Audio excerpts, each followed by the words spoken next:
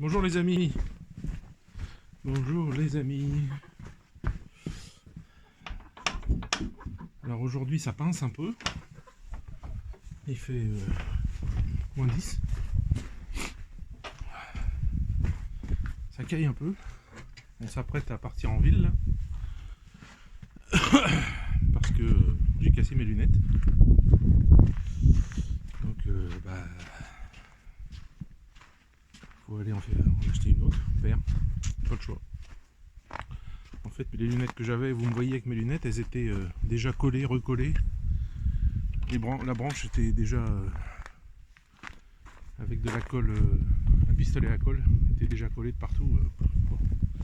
Il faut vraiment que j'y aille.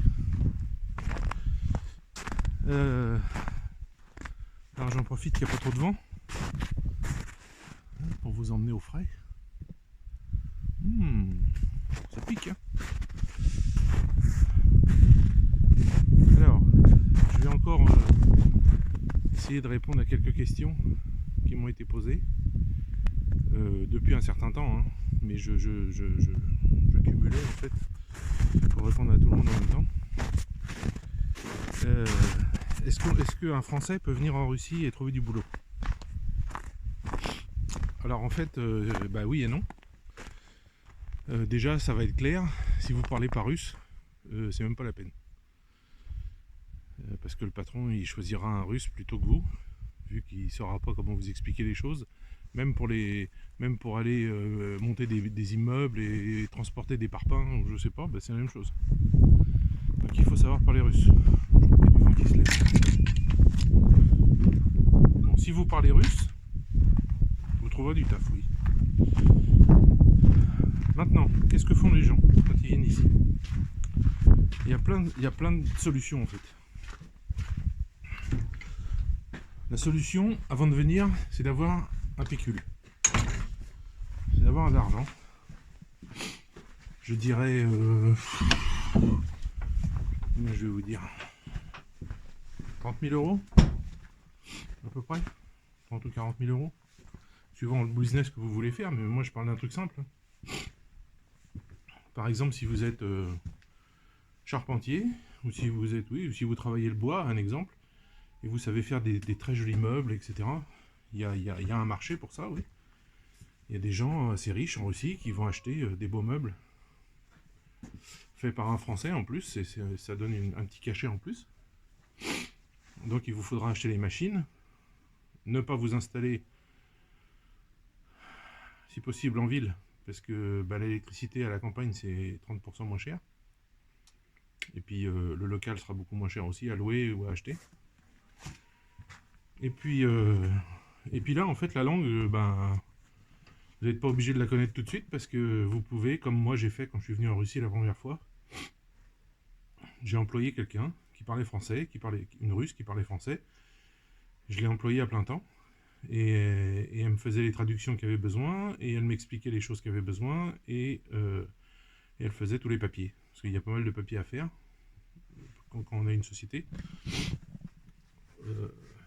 Alors je parle d'une OOO, hein, je parle pas d'une IP. Une IP, il n'y a presque rien à faire.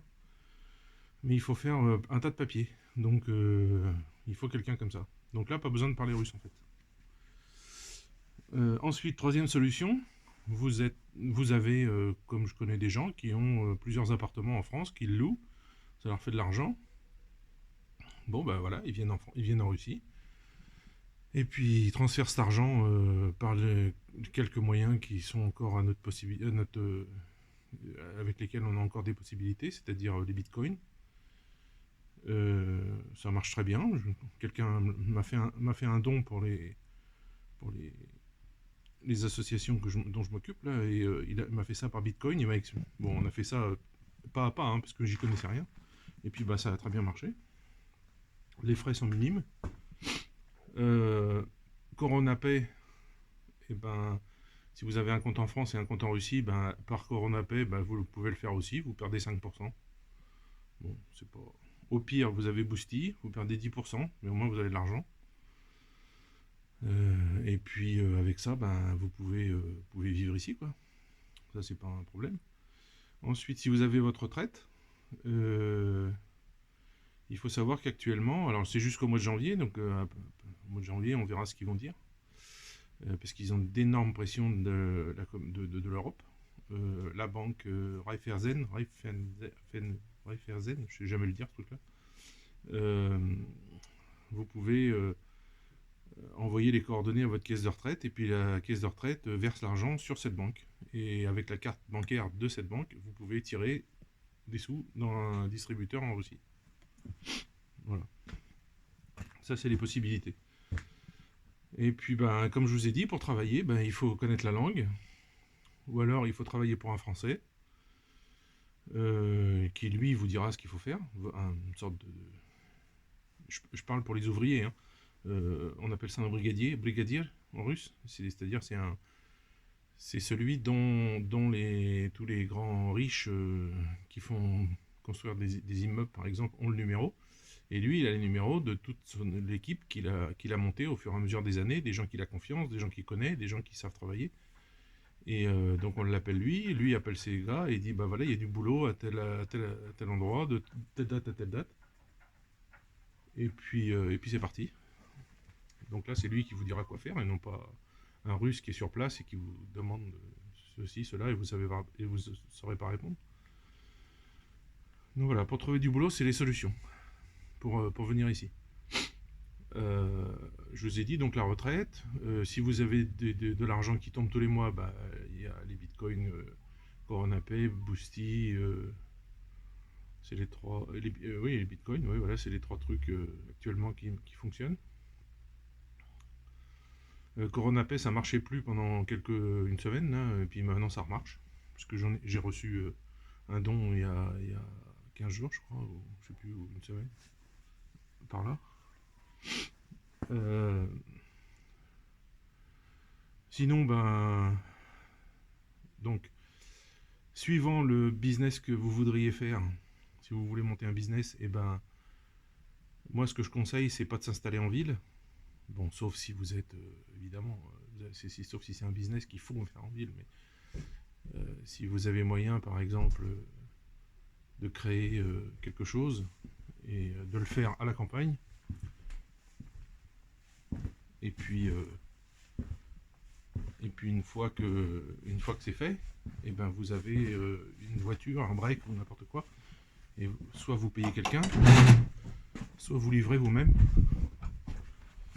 Alors vous pouvez louer ce qu'on appelle des gazelles, c'est des camionnettes avec un chauffeur. Et le type il va à Moscou, si vous lui demandez, si vous le payez évidemment, il vous fait la livraison. Et voilà.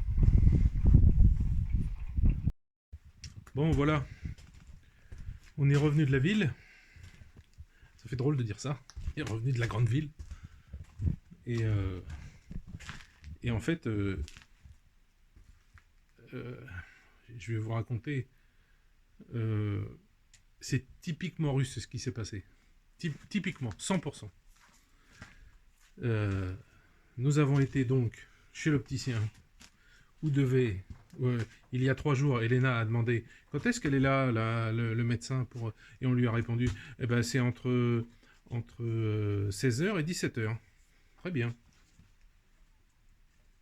Donc on y va, entre 16h et 17h, aujourd'hui. Et quand on arrive, qu'est-ce qu'on nous dit? On nous dit, ah ben oui, mais non, mais c'est le lundi, le mercredi et le samedi. C'est-à-dire qu'en Russie, en fait, quand vous posez une question, il faut tout demander. Si vous demandez pas, et c'est quand, et c'est quel jour, et c'est quoi, et c'est qu'est-ce, on vous le dit pas. Et ça, c'est chiant. Ça, je trouve ça chiant. Voilà, donc on a été pour rien. Voilà, pas pour rien, puisque on a acheté les plaids pour les enfants. Et puis on a été dans un nouveau magasin qui s'est ouvert. Alors ça, j'ai pas pu faire de vidéo parce que j'ai pas pensé. Enfin, c'est pas que j'ai pas pu, c'est que j'ai pas pensé surtout. Il y avait un nouveau magasin. Et en Russie, il y a quelque chose d'assez typique. Quand il y a un nouveau magasin qui s'ouvre, il y a des ballons tout autour de l'entrée. Alors des ballons qui correspondent à la couleur du magasin, hein. Par exemple, là, le magasin, c'est noir et jaune, les couleurs. Donc là, c'était des ballons noirs et jaunes. Il y a des jeunes qui sont partout avec des gilets du magasin et qui donnent des flyers. Il y a une sono énorme qui fait de la musique à tue-tête. Faut pas habiter à côté en fait. Et voilà, et tout ça c'est pour dire qu'il y a un nouveau magasin qui est ouvert. Et quand vous rentrez, il y a une fille qui est là et qui fait des barbes à papa gratuites pour les gens. Voilà. Donc en fait on a été voir évidemment. Et bon bah en fait rien de spécial dans ce magasin. C'est le même que les autres. Il n'y a rien de plus, il n'y a rien de moins. J'ai pas vu de produits. Si, il y a une eau, on a pris de l'eau gazeuse et leur eau gazeuse est très douce. Elle est très bien. Je sais même plus le nom de ce magasin, je peux même pas vous le dire. Voilà. Et puis, figurez-vous que samedi, c'est les 1 an du décès de la maman d'Elena. Donc en Russie, on fait ça. Après le jour de l'enterrement, on va au restaurant. 40 jours après, on va au restaurant. 6 mois après, on va au restaurant. Et 1 an après, on va au restaurant. Et on invite toute la famille, enfin tous les ans, tous les gens qui l'appréciaient, etc. Et après tous les ans, on peut le faire. Hein. Donc, ça coûte, pour vous donner une idée, ça coûte, on va être une trentaine, et ça coûte environ 25 000 roubles, 250 €. Donc ça, c'est... là où on va, je sais que c'est pas mauvais, parce qu'il y en a, c'est pas bon. C'est tout le monde le même plat, tout le monde le même truc. Donc sur la table, il y a des poissons fumés en petites lamelles là qu'on peut manger avec du pain. Il y a des tomates, des concombres en rondelles. Il y a des blinis avec du miel, parce que ça c'est traditionnel. Quand les gens arrivent, la première chose qu'ils font, ils prennent un blini, ils le trempent dans le miel, ils le mangent et ils font le signe de croix en se rappelant la personne. Ensuite, il y a... Et après, ils arrivent avec les plats. Alors, ça commence par une... Souvent, c'est une soupe de pois cassés. Enfin, pas une soupe, non, de la purée de pois cassés. Avec un petit peu d'huile dessus, un petit morceau je sais pas, d'herbe dessus. Enfin bon, c'est sympa. Hein. Après, il y a généralement de la purée avec une côtelette. Alors, je vous ai déjà expliqué, une côtelette, c'est une sorte de boule de viande avec qui est cuite. C'est pas une côtelette comme en France. Après, il y a quoi? Après, il y a un truc qu'on fait à la fin, tout à la fin, c'est du kissel. C'est une sorte de gelée de fruits qu'on mange avec une cuillère. Voilà, c'est pour finir le repas. Ce genre de repas, hein, pas les autres, mais ce genre de repas, ça se finit comme ça. Il va y avoir un moment où quelqu'un, je sais qui à peu près, c'est un de ceux qui me dit bonjour quand je vais au marché, qui va se lever et puis qui va faire une prière. Donc tout le monde va se lever aussi. En se rappelant d'elle, évidemment, parce que c'était une dame très très bien. Très gentille, très vraiment bien. Et puis voilà, donc c'est traditionnel. Alors sur la table, les gens mettent en général de l'eau gazeuse, du jus de fruits, de la vodka, du cognac, tout ça. Nous, on a dit pas de vodka, pas de cognac, parce qu'elle aimait pas l'alcool, donc elle n'aimait pas voir son petit-fils ou ses fils ou tout ça bourré, donc pas d'alcool. Donc il y en a qui vont faire la gueule demain, mais tant pis pour eux. Pas d'alcool, pas demain, après-demain. Donc j'ai acheté des 4 grands trucs de 2 litres de jus de fruits. Et puis de l'eau gazeuse, Elena va en acheter demain. Et voilà, donc ça se passe comme ça. Alors c'est assez typique, en fait le service se fait hyper vite, quoi. C'est le plat arrive, tac tac tac, on mange, hop, l'autre plat arrive, hop hop hop, on mange. Je veux dire, le repas se fait en 30 minutes, quoi. C'est hyper rapide. Donc pour le prix, ce qui se passe en général, c'est pour ça qu'on le fait, parce que bon, pour moi c'est assez cher quand même, 250 €. C'est le salaire d'Elena du mois à peu près. Donc, enfin c'est même un peu plus. Donc ce qui se passe, c'est que les gens viennent avec une enveloppe et un petit peu de sous dedans. Donc 1000, 2000, 3000, 4000 roubles. Et au final, ça rembourse tout, quoi. C'est-à-dire que tout le monde s'y met un peu, quoi. Il y a des gens qui peuvent pas, ils le font pas. Hein. Mais bon. Je sais que la belle-sœur Elena lui a déjà dit qu'elle allait donner des sous pour aider, quoi. Donc tout le monde s'y met, et puis voilà, et tout le monde passe un bon moment. Oui, un bon moment en pensant à elle, évidemment, en parlant d'elle. Et voilà, donc c'était le sujet du jour. Donc le sujet du jour, comme je vous en ai parlé tout à l'heure, c'était le comment venir en Russie quand on parle pas russe déjà. Et puis comment faire pour se débrouiller. Alors je vous ai dit, ben, vous regardez sous la vidéo, il y a l'adresse du chat Telegram, vous y allez. Il y a une partie sur la gauche, ça s'appelle Questions à Nico. Vous me posez des questions, vous m'écrivez là, vous m'écrivez en privé, vous faites ce que vous voulez, et vous me posez toutes les questions que vous voulez, et je vous répondrai. Donc voilà, et puis bah, c'est tout quoi, pour aujourd'hui. Là, quelle heure il est là? Il doit être 6h30, c'est l'heure de tripoter des nichons. Jojo, hein? Ça va ma fille? Hein? Tu veux prendre le lait? Oui? Alors, ah oui, figurez-vous que ce matin, Elena m'a réveillé, elle m'a dit j'ai une surprise pour toi sur la table. Et sur la table, en fait, hier soir, pendant que je dormais, elle a fait du beurre avec le lait des chèvres. Sans machine, sans séparateur, sans rien du tout. Elle a laissé les bocaux de 3 litres de lait à l'air libre, enfin comme ça, quoi, avec un bouchon, mais pas dans le frigo, pas à l'extérieur où il fait froid, c'est un congélateur en fait. Au bout d'un moment, tout ça, toute la crème est remontée. Elle a pris cette crème, ensuite elle l'a battue avec un blender, là, enfin pas un blender, mais un truc pour faire la soupe, là, vous savez. Et puis au bout d'un moment, bah, ça a commencé à mousser, et patati et patata, et au bout d'un moment, bah, ça a commencé, les molécules de gras ont commencé à se casser, et ça a commencé à faire du beurre. Et voilà. Et elle a fait une très jolie boule de beurre. Je l'ai mis en photo sur Telegram ce matin, je crois. Délicieux. Délicieux. Je vous jure, c'est super. Bon, et ben écoutez, voilà. Je vais aller faire mon boulot du soir. Fermer la lumière des poupoules. Parce que ces demoiselles ne font pas d'œufs en ce moment. Voilà. Oui, oui. Faites les malines. Allez. Ah si, tiens. Avant de finir, je vais vous montrer un truc. Je crois pas qu'il y ait ça en France. Pour la nourriture pour les animaux.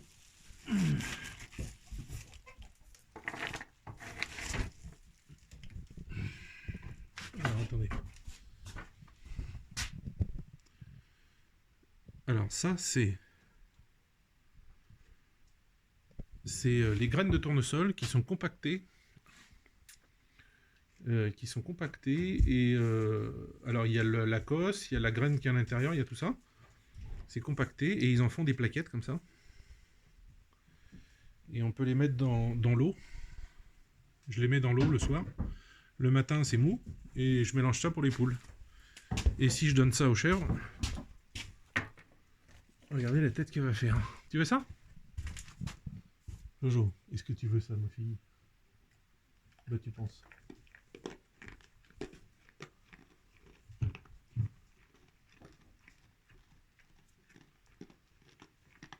Ouais, c'est bon. Allez, je vous embête un peu dans les gamelles. Voilà, allez, bonne soirée. Et puis peut-être à demain, ou peut-être à après-demain, j'en sais rien, on verra. Suivant le temps que j'ai. Bye.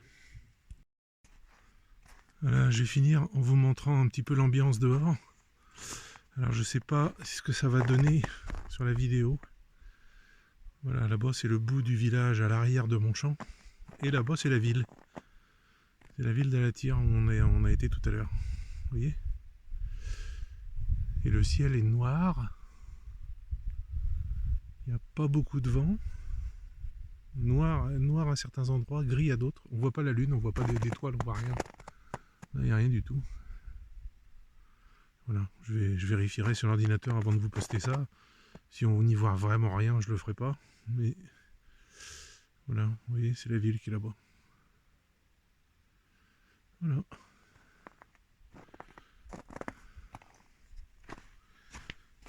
Allez.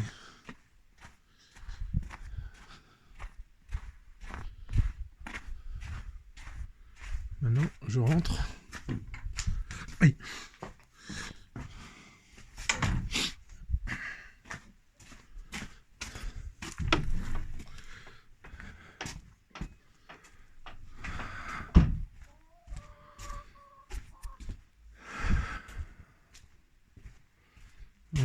suis en train de nettoyer le bordel là.